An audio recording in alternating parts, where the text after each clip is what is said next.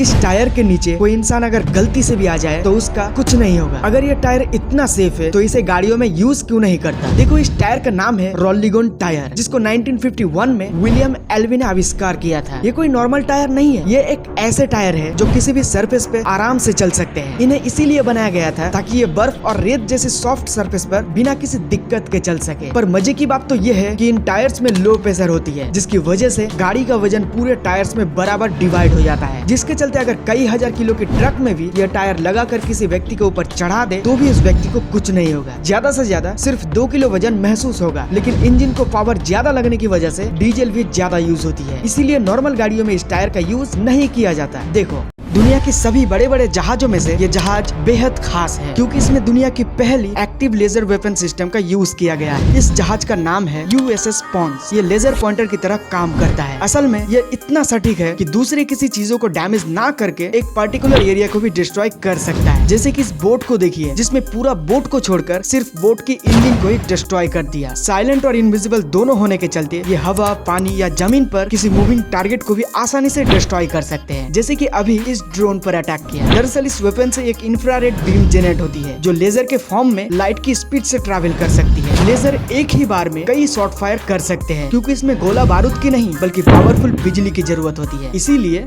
इस विशालकाय भूतिया जहाज को देखिए जो बिना किसी मकसद से समुद्र में तैर रहा है। इस ब्राजीलियन एयरक्राफ्ट कैरियर का नाम साओ पाउलो है और ये वर्तमान में अटलांटिक महासागर के तल पर है। ब्राजील की नौसेना ने हाल ही में इसे जानबूझकर डुबो दिया। आखिर ऐसा क्यों किया? क्योंकि ये जहरीले और खतरनाक पदार्थों से भरा हुआ है, जिसमें जहाजों को पैनलिंग में इस्तेमाल किए जाने वाले कई टन एस्बेस्टस भी शामिल है। ऐसे में ब्राजील क्या कोई भी देश इसे अपने बंदरगाह में डॉक करने की अनुमति नहीं देगा। इसीलिए ये विशालकाय भूतिया जहाज महीनों से ब्राजील के तट पर बिना किसी उद्देश्य के तैर रहा था। यह जहाज कभी ब्राजील की नौसेना का गौरव हुआ करता था। 1960 में फ्रांस द्वारा बनाया गया था और साल 2000 में ब्राजील द्वारा खरीदा गया था। लेकिन 23 साल बाद जब इस जहाज को कोई भी देश डॉक करने नहीं दिया तो पर्यावरण की सेफ्टी को ध्यान में रखते हुए साओ पाउलो को ब्राजील के 5000 मीटर की गहराई और तट से लगभग 350 किलोमीटर दूर पूरी प्लानिंग के साथ डुबो दिया गया।